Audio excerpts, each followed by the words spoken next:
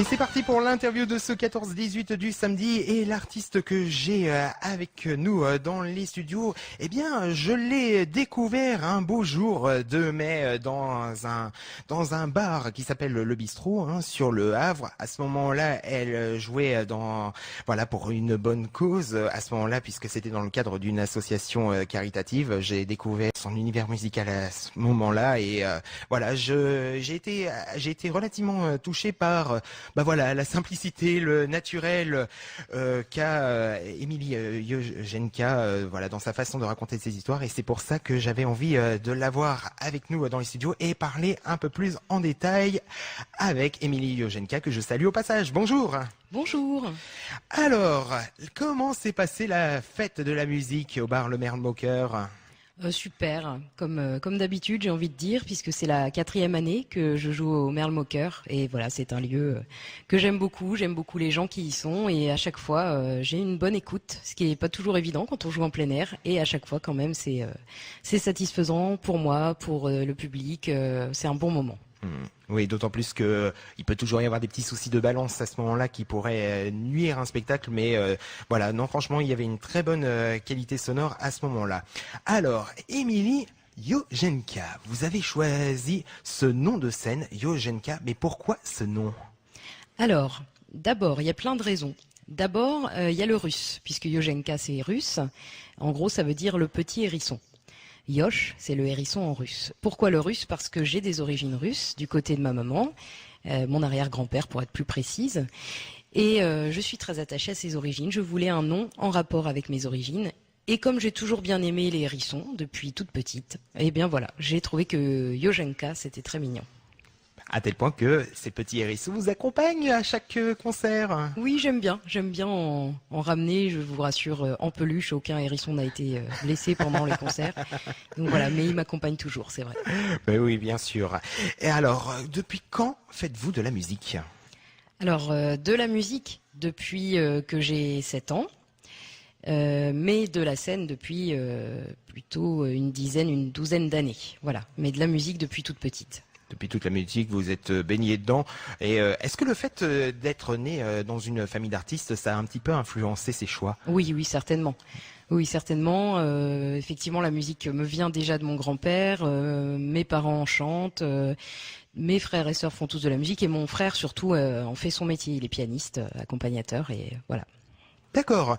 Vous faites vous-même vos textes et vos chansons, vous vous faites aider ou vous êtes vraiment seul à tout faire ? Complètement seul. Complètement. Voilà. Auteur, compositeur, interprète. Et j'ai même tendance à être un peu hostile quand on veut influer sur mes compositions. Ah d'accord, donc... c'est chasse gardée. Voilà, c'est pour soi et rien d'autre que pour soi. Qu'est-ce qui vous inspire pour l'écriture de vos textes ?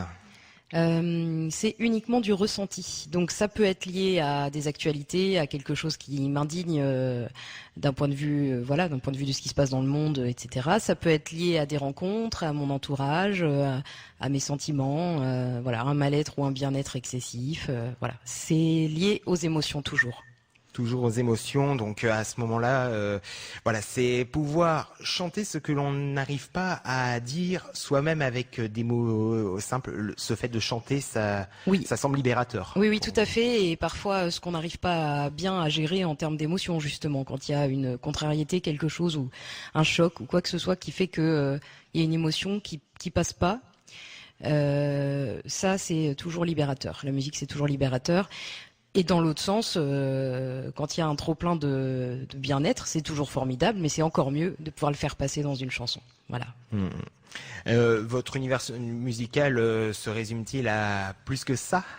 Plus que ce côté intimiste ? Est-ce que on peut extrapoler ça sur d'autres milieux ? Alors au niveau de ce que je fais moi ou de mes influences ? Voilà, de vos influences. D'accord. Mes influences, en fait, c'est un peu tout ce que j'écoute, mais après c'est sûr que ce qui va transparaître dans mes chansons, ça va rester, vu que je fais essentiellement du piano-voix, ça va rester un univers intimiste.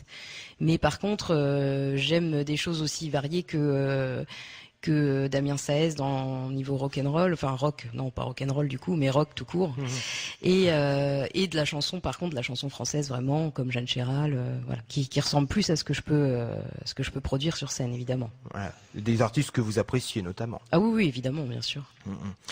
Mais de là à en faire des reprises, des fois, est-ce que ça peut vous tenter? Oui, oui, oui, c'est très tentant. Après, j'ai envie de dire, les reprises, on les fait un peu pour se faire plaisir. Parce que voilà, tout le monde peut faire des reprises. Après, composer, c'est autre chose. Et les reprises, on les fait pour se faire plaisir ou pour faire plaisir à un public. Mais en l'occurrence, dans ce domaine-là, je suis assez égoïste parce que j'aime bien reprendre des choses qui ne sont pas connues. Donc ça fera pas forcément plaisir au public, mais à moi. Oui, mais détrompez-vous un peu parce que regardez, hier, au moment de la fête de la musique, vous en avez fait une reprise de Damien Saez justement qui s'appelle Marguerite. Oui. Et voilà, le public a été conquis alors que c'est peut-être pas forcément l'un des titres les plus connus de Damien Saez. Oui, effectivement, ça peut faire plaisir au public aussi ou plaire et surtout le plus important, si ça peut permettre de faire découvrir. Alors, j'ai pas cette prétention-là évidemment vu la notoriété de Damien Saez, mais je veux dire s'il y avait dedans des gens qui peut-être n'écoutaient pas régulièrement et qu'ils ont aimé, bah alors là, c'est tout gagné. Tout comme la reprise de Juliette Armanet que vous aviez fait. Alors j'ai plus souvenir du nom que vous aviez fait. C'était Cavalier seul. Cavalier seul, voilà. Donc ça aide pas mal. Alors on y est. Votre dernier album qui s'appelle Du haut du mur, qui est sorti en 2017, donc l'an dernier, avec une compilation de 14 titres. Pouvez-vous nous en parler un petit peu? Oui. D'abord dire que ça a été il a fallu faire un choix sur ces 14 titres.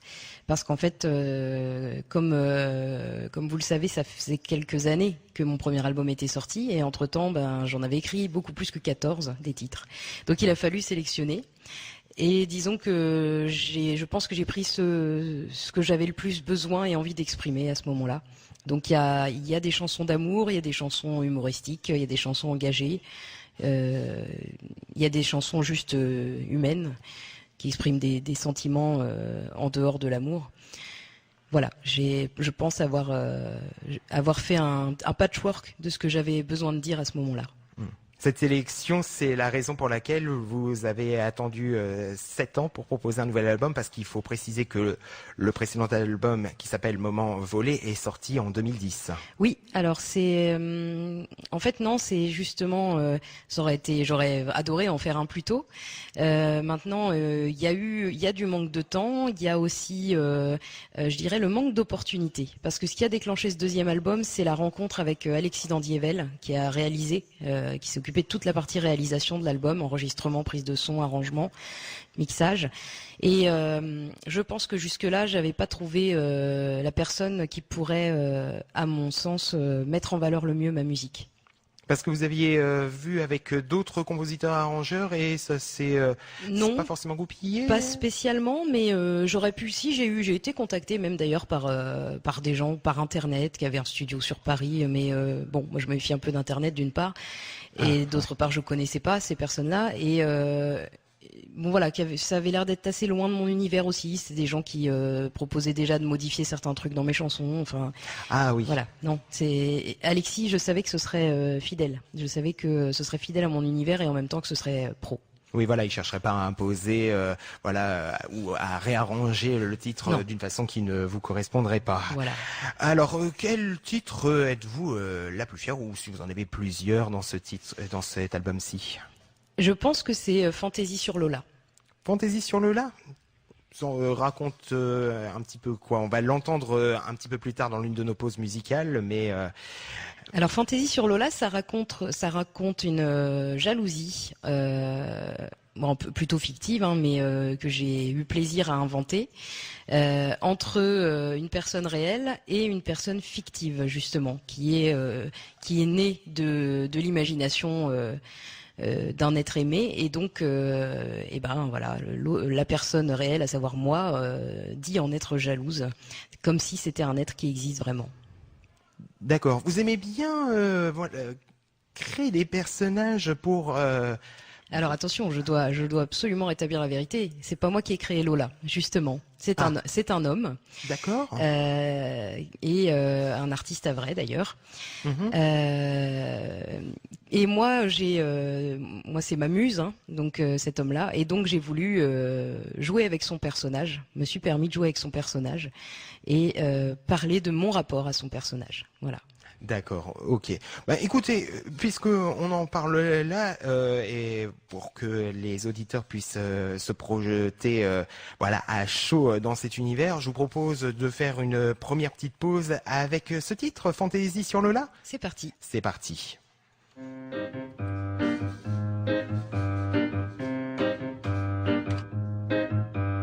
Lola me hante et me jalouse, je suis jalouse de Lola. Lola me fout des coups de blues quand je l'entends derrière sa voix. Lola la muse de François, Lola s'amuse sous ses doigts. Et si Lola n'existe pas, elle lui prend tout son émoi. Quand je m'endors avec sa voix, Lola susurre qu'elle est là.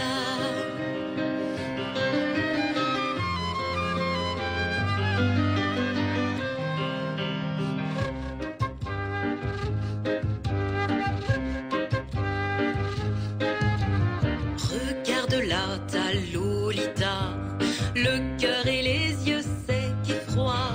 Regarde-moi, regarde-toi, Lola ne te mérite pas. J'aimerais être sa Lola, mais bien moins cruelle que ça.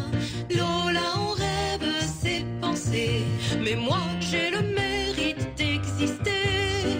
Lola t'amuse au mon François, me nargue du fond de ta voix.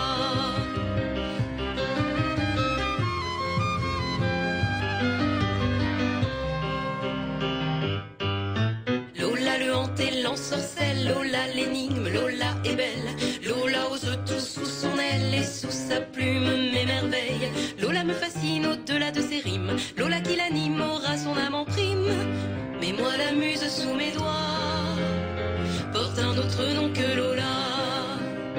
Mais moi la muse sous mes doigts, mais moi ma muse, François, c'est toi.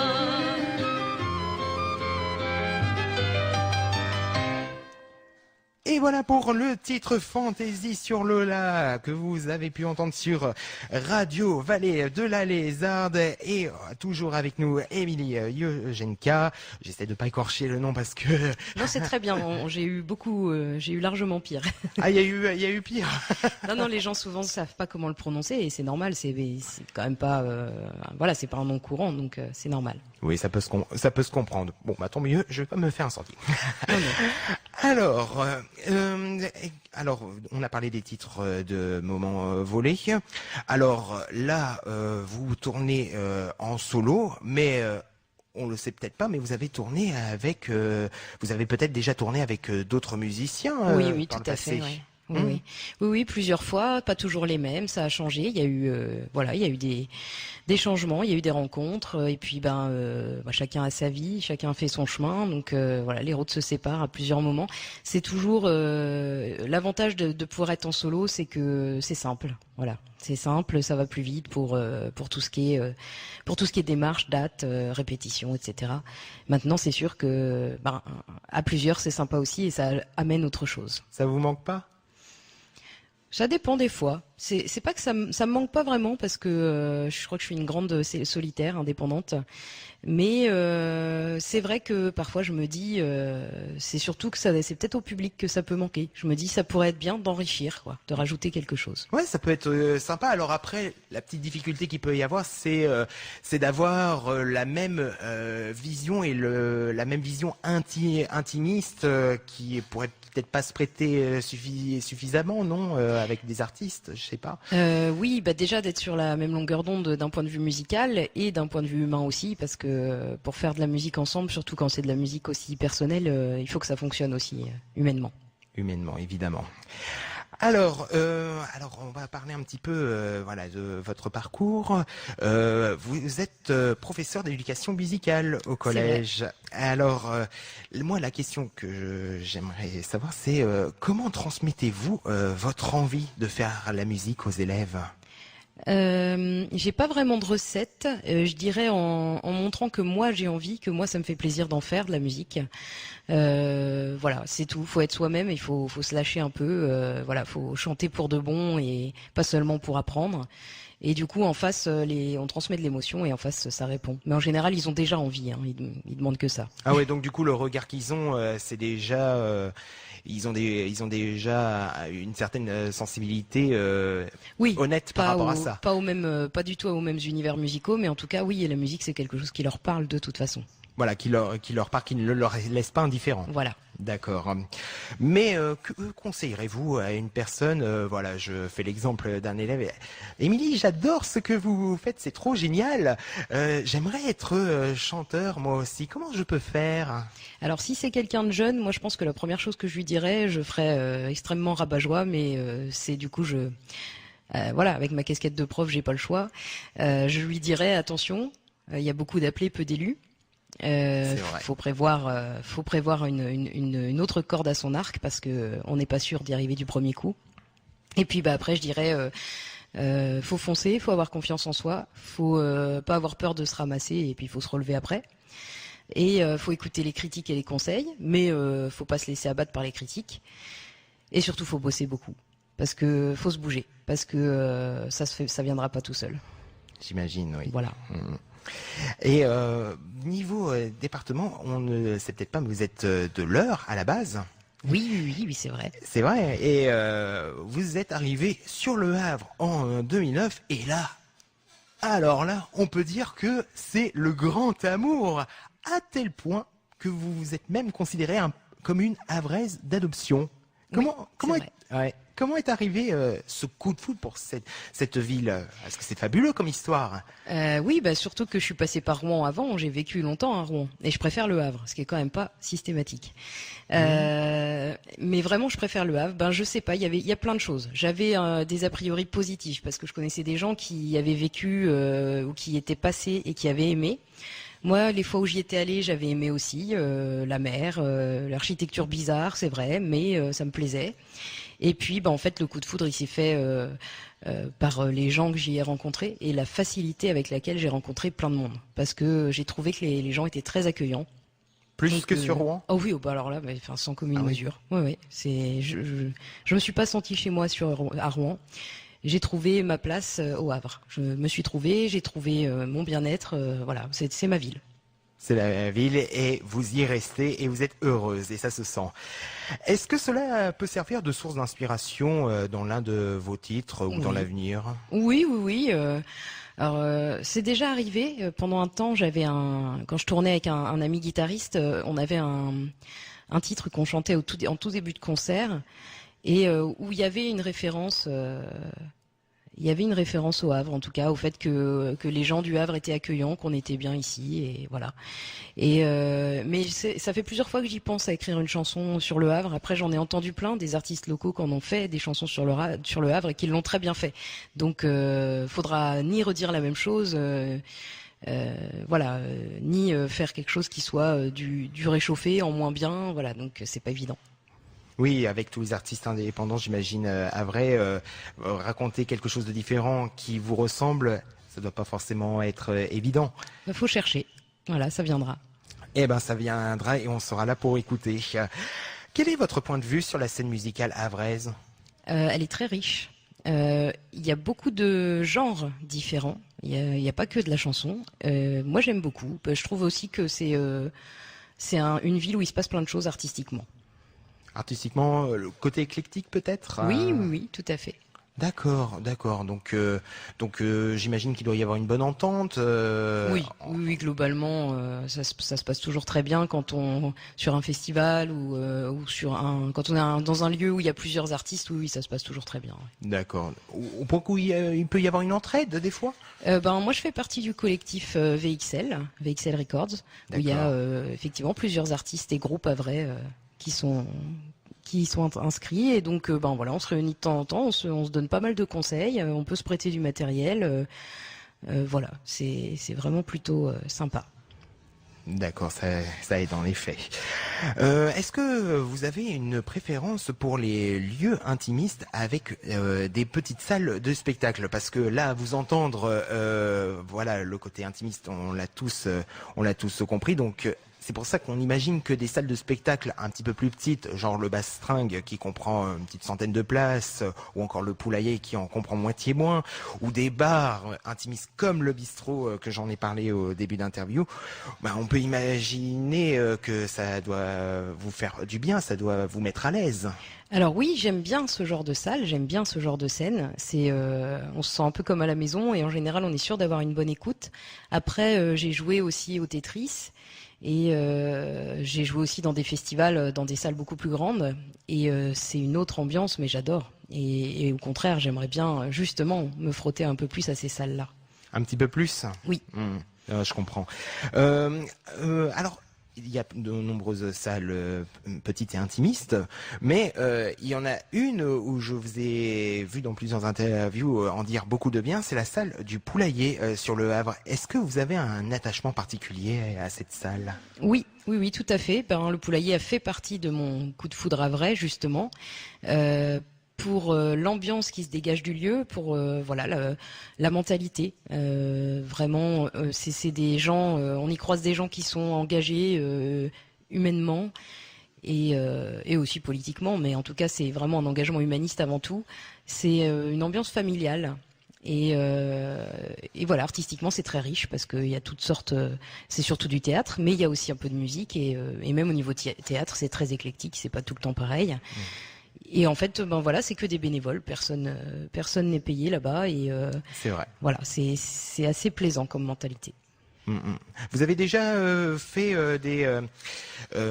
comment je pourrais appeler ça, des prestations musicales où il y avait des sketchs justement Des sketchs à moi?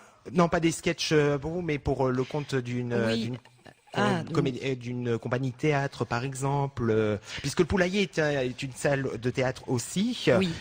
Peut-être qu'il y a pu avoir des petites symbioses comme ça. Oui, tout à fait. En fait, déjà, il y a un festival, d'ailleurs, qui aura lieu à nouveau dernier week-end de septembre, le festival des Volatiles au Poulailler, où on fait un petit patchwork de tout ce qui existe, de tout ce qui se fait au Poulailler. Et donc là, moi j'ai chanté et, parmi d'autres gens qui faisaient plutôt du théâtre ou des sketchs. Et puis j'ai fait partie dans le cadre du Poulailler dont j'anime un atelier chant. J'ai fait partie de quelques spectacles mélangeant la musique et le théâtre. Qui mélange, d'accord.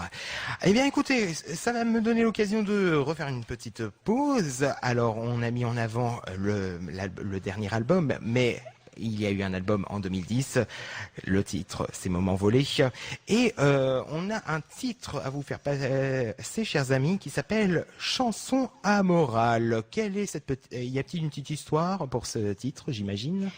Eh ben oui, il y a toujours des histoires, mais j'ai pour habitude de dire que cette chanson-là reflète particulièrement bien ma façon de penser. Eh bien, la façon de penser d'Emilie Yojenka, c'est ça. Quand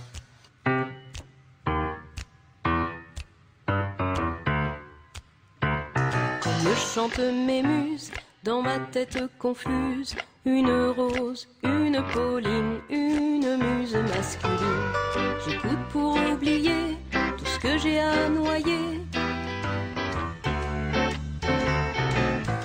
J'oublie mon égoïsme et ma santé qui glisse, mon esprit qui vacille, mon bonheur qui oscille, du plus fort au plus faible, faible comme on me voit, comme je suis parfois lorsque je cède à ma fièvre.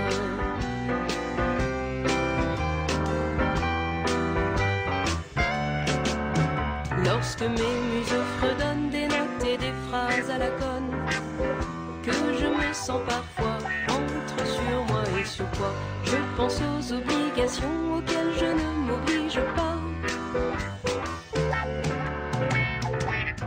Je pense à la déception de tout ce monde autour de moi. Je dessine et je prends mon égocentrisme exalté. Il n'y a qu'à écouter, ces mots ne parlent que de moi, mes angoisses et mes défauts dont je ne me vante que trop.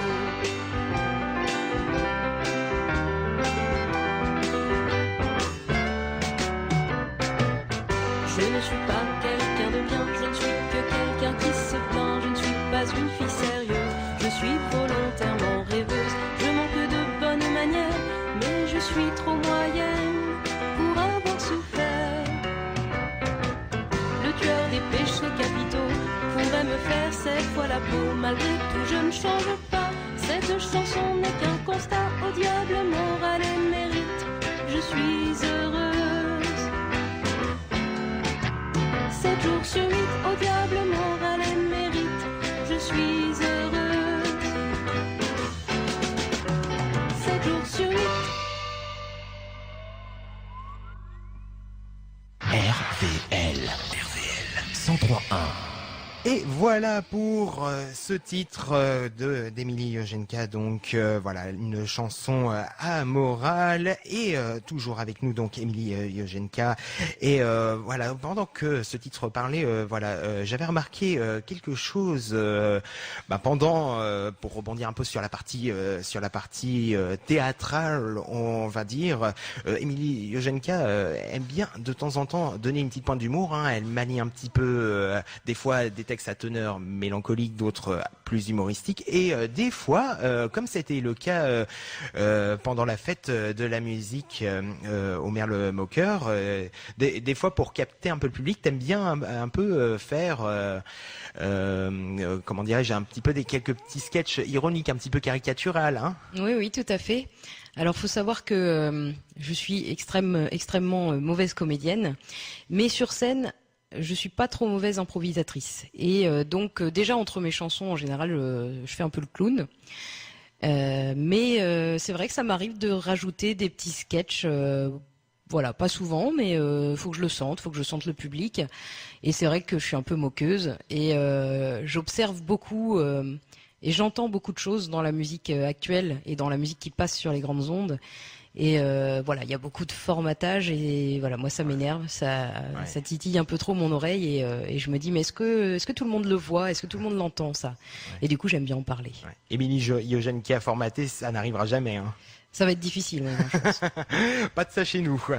Oui, mais d'une certaine façon, on parlait un peu de formatage parce que la musique, voilà, je vais pas dire moderne, mais cette pseudo-modernisation passe par ce formatage un peu. Hein. Oui, le trafic de la voix, on va dire. Hein, voilà, il n'y a plus beaucoup de voix naturelles, des instrus qui se ressemblent, des rythmiques qui se ressemblent. Ouais. Voilà, toujours les mêmes accords, des paroles, voilà, qui finalement tournent aussi toujours un peu pareil, quoi. Mais voilà, après, chacun ses goûts et voilà, il en faut pour tout le monde.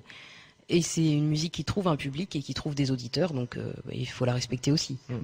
Oui, des accords qui se ressemblent, mais après, voilà. Après, c'est peut-être aussi l'une de tes forces. Hein. Je mélange un peu le vouvoiement et le tutoiement depuis le début de l'interview, comme vous avez remarqué. Mais bon, ça c'est moi. Hein, j'ai toujours une petite forme de respect, mais pour moi, c'est un petit peu plus facile aussi de tutoyer les gens. Donc, aucun problème. Il y a aucun souci par rapport à ça. Mais pour les accords, justement, tu parlais des instruments, des accords qui se ressemblent plus ou moins, alors que toi, la particularité, c'est que tu viens toujours avec ton piano à queue et voilà, tu essaies de... Alors, pas avec mon piano à queue, parce que ce serait un peu lourd dans le sac à dos, mais avec mon clavier de scène, effectivement.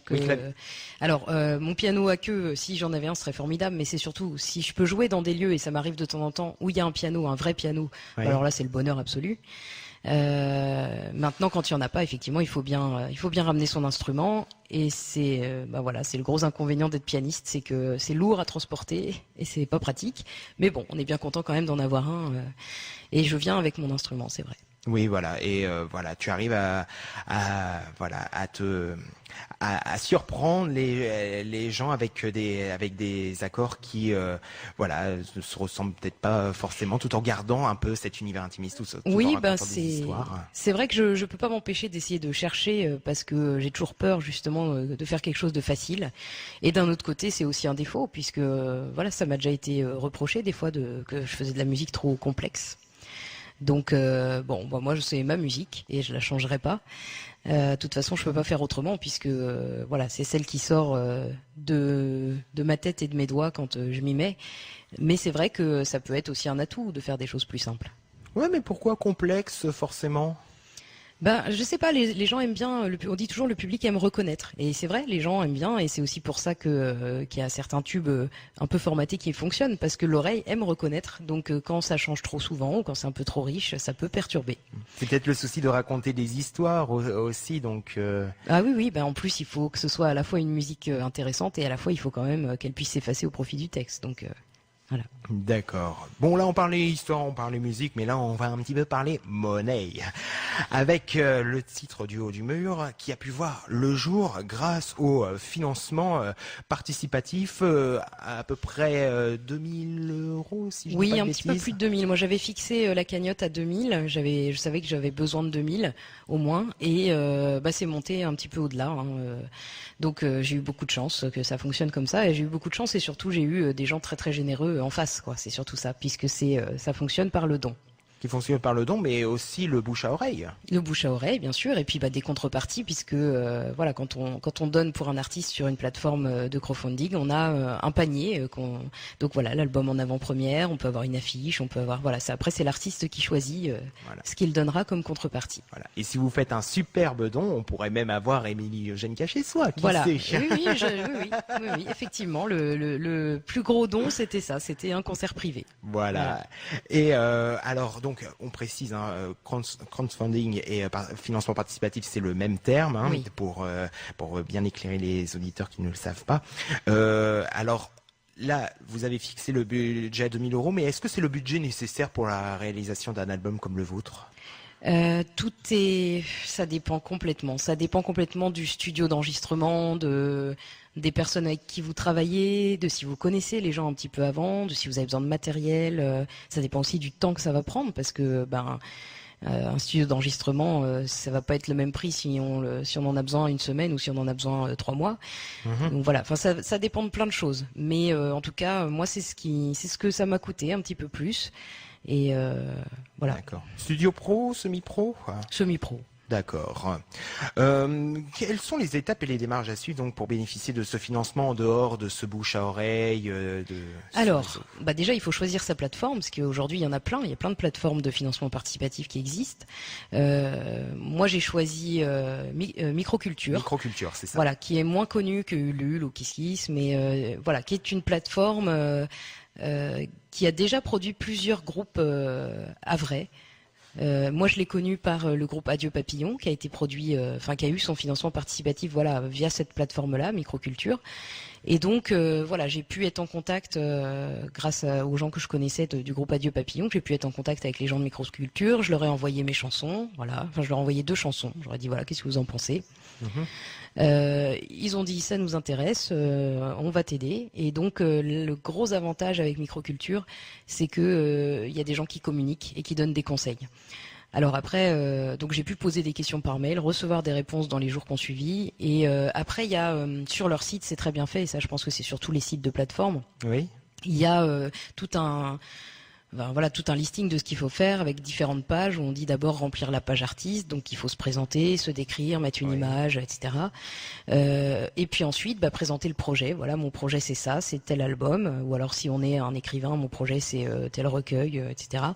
Et le présenter, le vendre un petit peu, c'est-à-dire dire pourquoi et ça vaut le coup de s'y intéresser. Et après, il faut choisir le budget et les contreparties, c'est-à-dire déterminer si telle personne si quelqu'un donne 10 euros, qu'est-ce qu'il va avoir en échange, etc. Oui. Et une fois que tout ça est examiné, validé, peut-être un peu modifié, moi j'ai eu un mail de la personne de Microculture qui me disait peut-être il faudrait rajouter un palier supplémentaire, peut-être tu pourrais proposer quelque chose d'autre, etc. J'ai été très très bien accompagnée. Et une fois que tout est validé, on met le projet en ligne. Il faut avoir une vidéo, c'est ce qu'il y a de mieux, une vidéo pour présenter et pour s'adresser aux gens. Voilà, pour leur demander un coup de main et aussi leur donner envie de le faire. Voilà, et présenter son projet. Et puis à partir de ce moment-là, c'est parti. Et après, we go, comme on dit. Mais vous parlez de conseils, tu parles de conseils, ces conseils-là, tu ne les retrouves pas forcément sur d'autres plateformes? Alors je ne sais pas, je les ai pas essayés. Mais j'ai tendance à penser que, en tout cas, une telle disponibilité, ça doit être plus difficile sur une très grosse plateforme. qui est connu mondialement et qui est utilisé à un niveau beaucoup plus large. Là, je pense, microculture est un tout petit peu moins populaire que Ulule, par exemple. Oui. Mais du coup, c'est des gens qui sont présents, disponibles, moins lointains, moins voilà. D'accord, très bien. Oui, il y a aussi le côté plus intimiste, le fait que ça soit entre guillemets populaire. Peut-être que ça concerne moins. Ça peut anonymer un petit peu, quoi. Voilà, ça fait. Oui, ça peut anonymer, mais sans pour autant, tout en se permettant de se démarquer des autres artistes et arriver à vendre son projet. Oui. Puis la difficulté d'une plateforme comme Ulule, par exemple, c'est qu'il y a tellement de projets. Enfin, pour que ça apparaisse, c'est un peu noyé dans la masse, quoi. Il y a énormément de choses.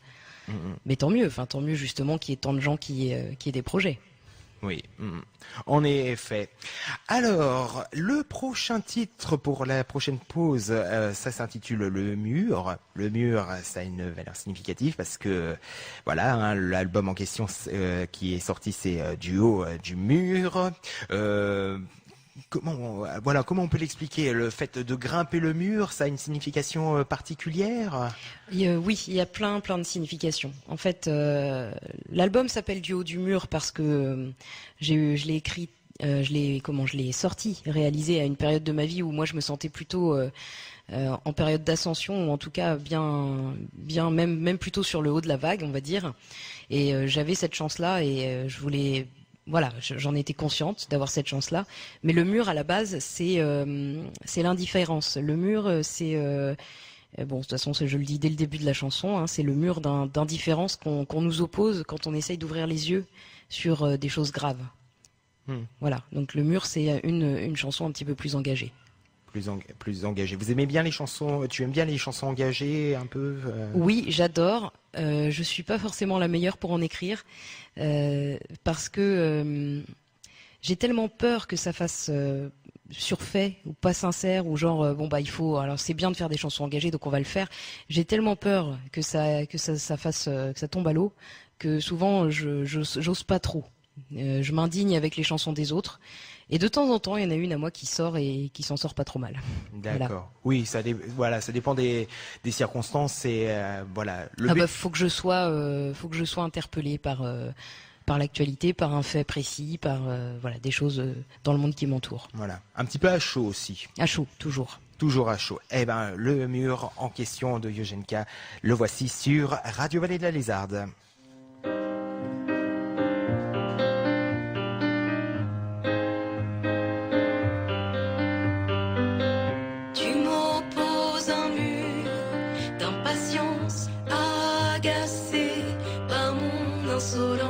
Tu fermes les yeux, ton écoute, tu méprises mes alarmes, mes doutes.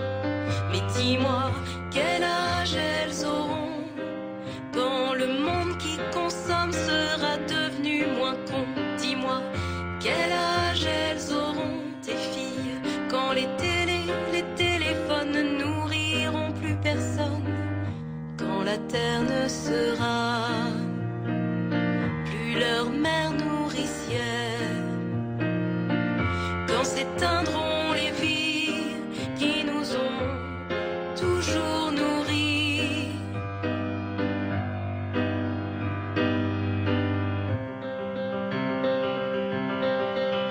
Alors tu fermes les yeux pour consommer de ton mieux. Faut la croissance pour s'en sortir, j'ai peur pour l'avenir. Mais dis-moi pourquoi s'enrichir si c'est pour mieux mourir? À quoi bon croître dans un monde dont le plafond s'effondre? Alors tu coupes court, tu n'écoutes plus mes discours. On n'a jamais apprécié ceux qui agitent le chiffon rouge. Je vois en moi dans tes yeux une hystérique alarmiste de ces bobos qui font bien rigoler.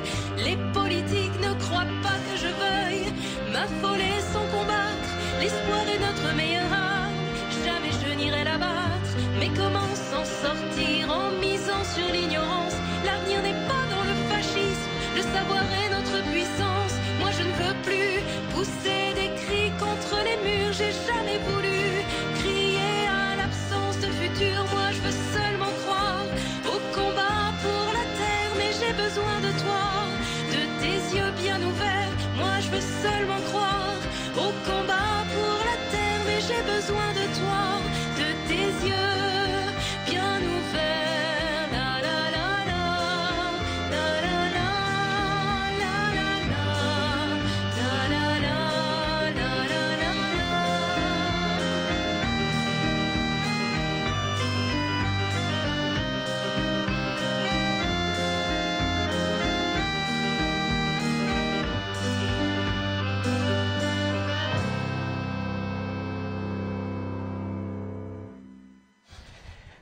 Voilà, magnifique titre d'Émilie Yojenka, Le Mur, sur Radio Vallée de la Lézarde. Eh ben, Le Mur, on le franchit ensemble et on continue ensemble cette interview avec notre artiste. Alors, là, le coût que peut engendrer voilà, ce financement participatif est somme toute important, hein, qu'on n'ait pas, on va dire, aidé d'autres financements.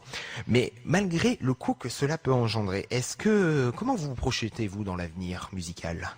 Je m'éclate un peu dans l'avenir musical, c'est-à-dire que je me projette un peu à fond dans tout ce qui pourra arriver. J'espère bien qu'il y aura d'autres albums, ça c'est certain. De toute façon, il y a déjà, si les moyens étaient possibles et si c'était productif, parce que d'en faire plein, si on les fait pas connaître, finalement ça manque peut-être. Enfin, c'est pas tout à fait ce que je veux moi, mais sinon j'aurais pu en faire 10. Hein, j'ai ce qu'il faut pour. Donc il y aura d'autres albums, ça c'est évident. Il y aura un spectacle musical sur le thème d'Alice qui est en préparation, en gestation. Voilà. Donc je sais pas encore quand parce que comme je me fie à mon inspiration, je laisse venir. D'accord. Ce sera quand il sera prêt, quand il aura mûri et qu'il sera prêt à sortir. Oui. Là, c'est encore en cours de construction, là. Alice. Tout à fait. D'accord. Oui. J'ai 5-6 chansons, mais voilà, il y en aura une dizaine ou une quinzaine, mais voilà, pour l'instant, ça se construit tranquillement. Et puis, moi, dans l'avenir, j'espère plus de scènes, j'espère plus de festivals, j'espère des plus grosses scènes et sortir du Havre et voilà, et monter un petit peu sur Paris.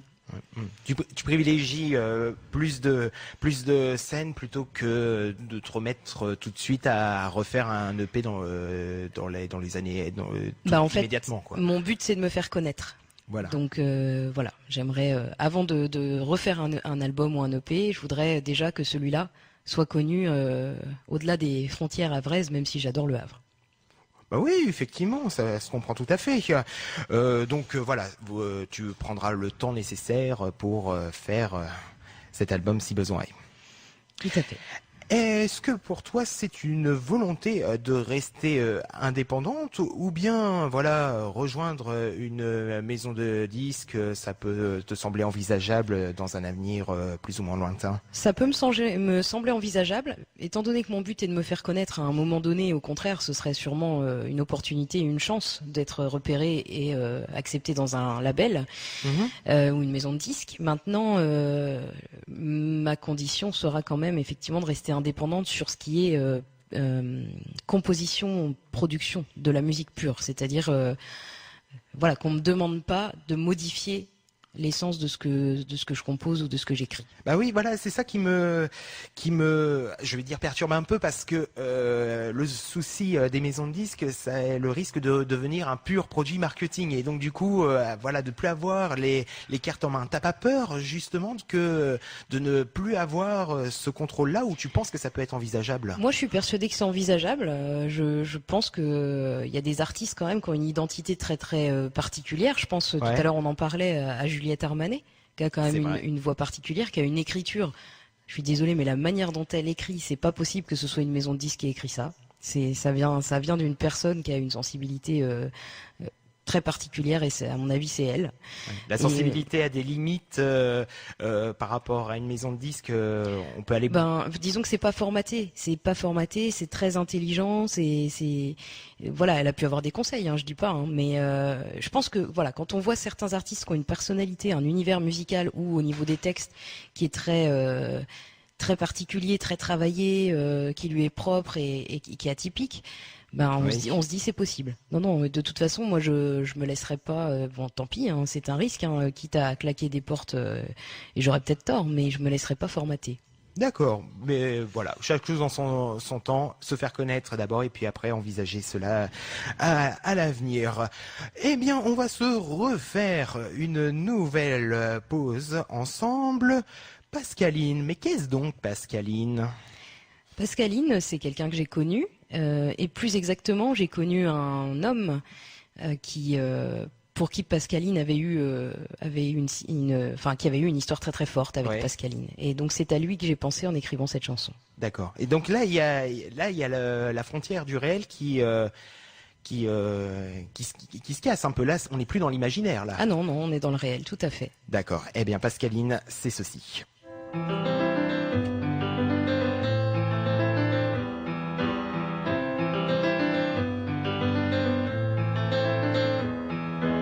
On en a écrit des milliers, des centaines. On en a fait des romans, des chansons, des poèmes. Mais tu sais, Pascaline, quand je le vois, ce qui coule de ses rétines, c'est un peu de toi. Sans t'avoir jamais vu, je te connais un peu. Tu restes dans ses gestes, dans ses pensées, au fond de ses yeux. Mais tu sais, Pascaline, quand il sourit, il garde cette mesquine nostalgie. Tu en as connu des hommes, il en a enlacé des femmes. Elles te ressemblent toutes un tout petit peu du bout de ton charme. Si tu le voyais, Pascaline, quand il s'en va au pays qu'il se dessine du bout des doigts.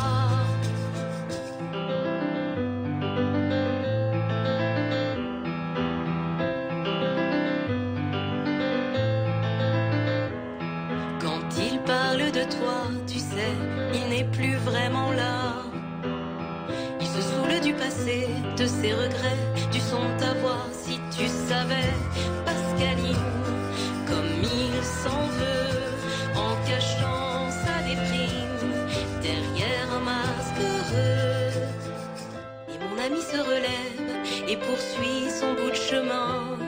Le rire défiant la peine, le regard d'art des vers de main. Si tu savais, Pascaline, combien il t'aime, tu jetterais ses épines, dont vos mains sont pleines, et tu pleurerais, Pascaline, de tout ton amour, et tu rirais entre ses mains fines, jusqu'au petit jour.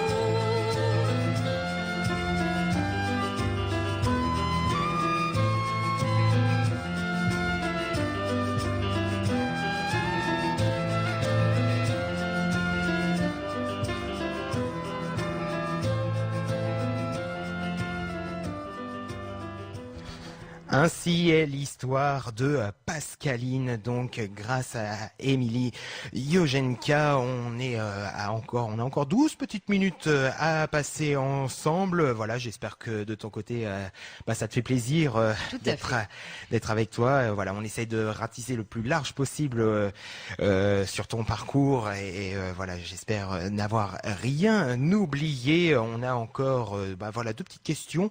Voilà, si tu avais un message à adresser à ceux qui aiment ton univers ou qui voudraient te connaître, voilà. D'abord, merci. C'est la première chose, évidemment. Parce que c'est bien gentil de sortir de ses tripes des chansons, des textes. Mais on n'est jamais sûr que ça va faire mouche, on ne sait pas si ça va plaire aux autres, on se fait d'abord plaisir à soi, puis quand il y a un écho en face, c'est quand même assez exceptionnel, assez extraordinaire, on reçoit beaucoup. Donc d'abord merci, vraiment, et puis au plaisir évidemment, voilà, parce que les rencontres, c'est ça qui fait la vie et c'est ça qui fait l'inspiration aussi. Bah oui. Tu t'imaginais que ça aille jusque-là, ces rencontres, en te lançant à corps perdu dans ces titres? Oui, enfin, en tout cas, j'espérais que ça aille même encore plus loin. Mais voilà, après, je ne savais pas si ça marcherait. Mais bon, je voulais essayer de toute façon. Oui, voilà, tu avais peut-être des doutes parce que c'est quand même une aventure. Hein. Oui.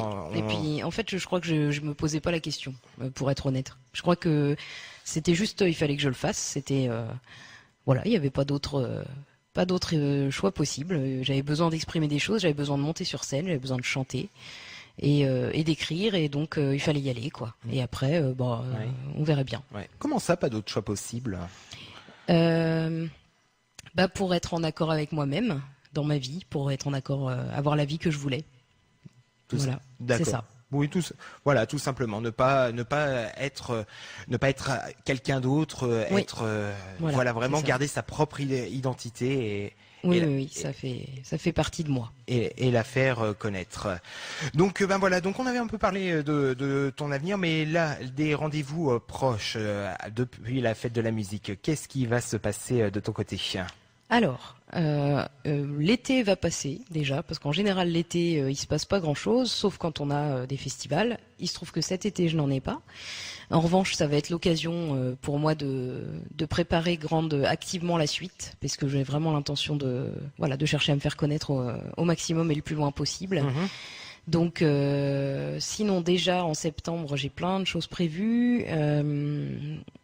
Je dois jouer au Jardin Carlet, donc c'est au Havre.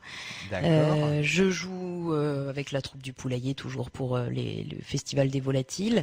Oui. Et je joue à Sainte-Adresse, à l'espace Sarah Bernard. Voilà, D'accord. Voilà, je suis invitée par l'association La Récré.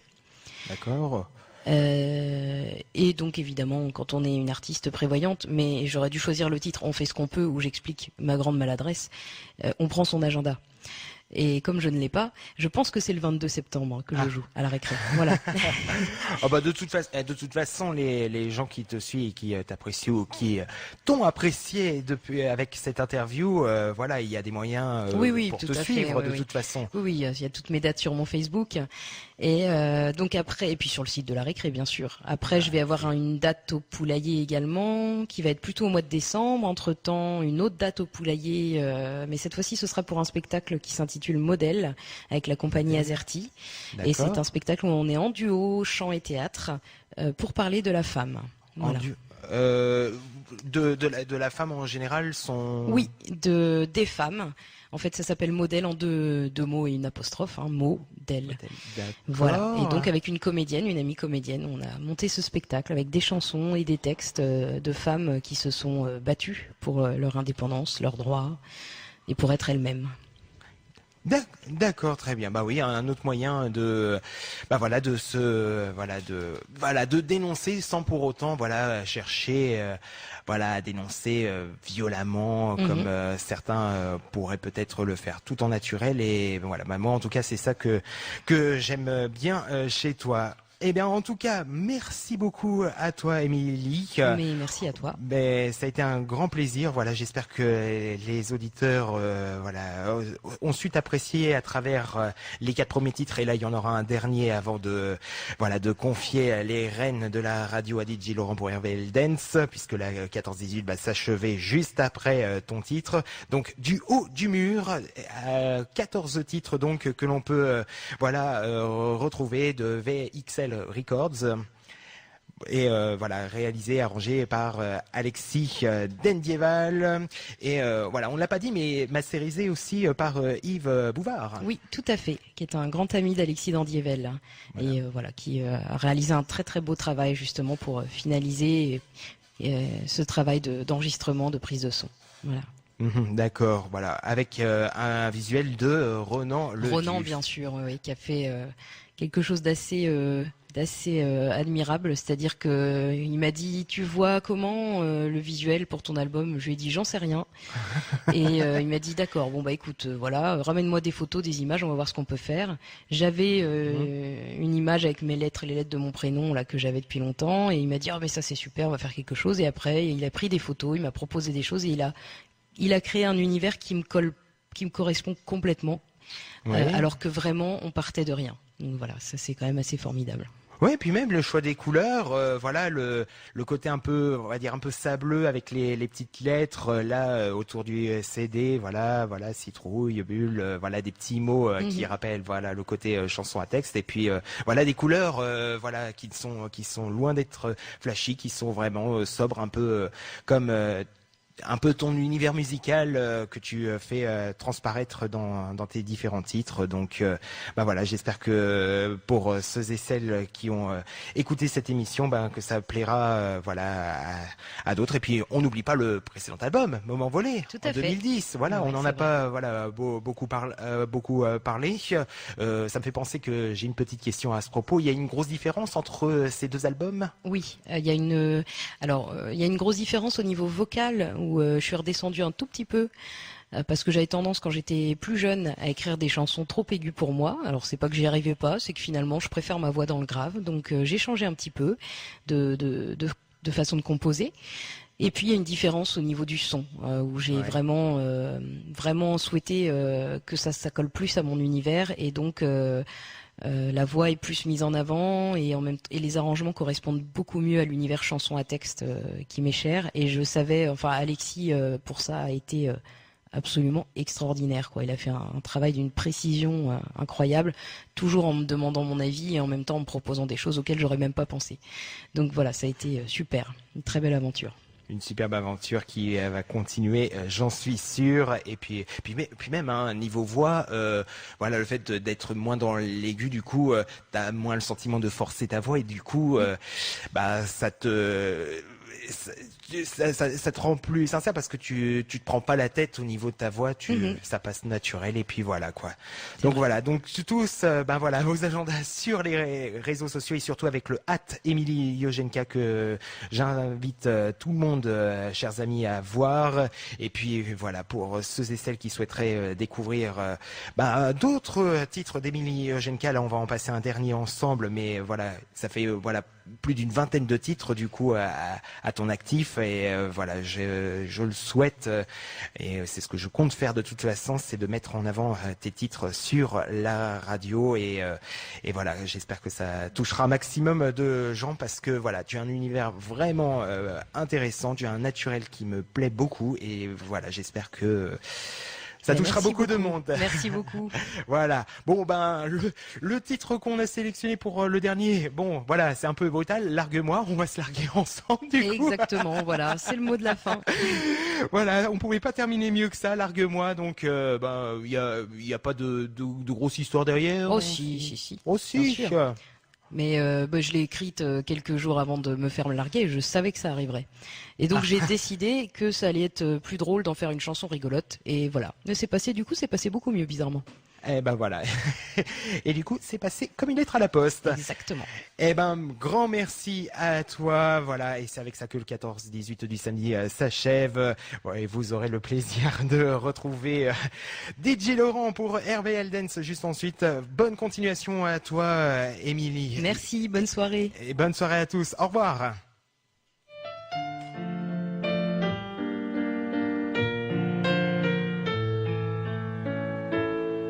Quand j'ai fait la route pour la dernière fois, d'un bonheur au compte-gouttes au gré de tes émois, j'étais ravie, bien sûr, comme à chaque intermède opportuniste et dur, moi je prends ce qu'on me cède.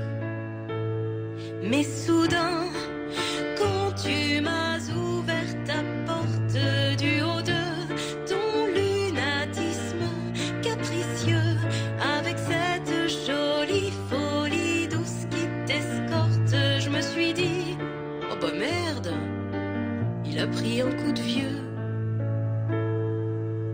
C'est pas possible, il s'est passé quelque chose. Son joli grain de peau est devenu cireux. Il est rustre sous couvert de ses névroses. Il est chiant et ils sont pas si beaux ses yeux. Je t'ai trouvé moins beau, je t'ai trouvé pas sympa. Ton humour et tes mots ne tournent qu'autour de toi. J'ai plus le même plaisir, plus la même émotion. Je suis fatiguée de courir après ton affection.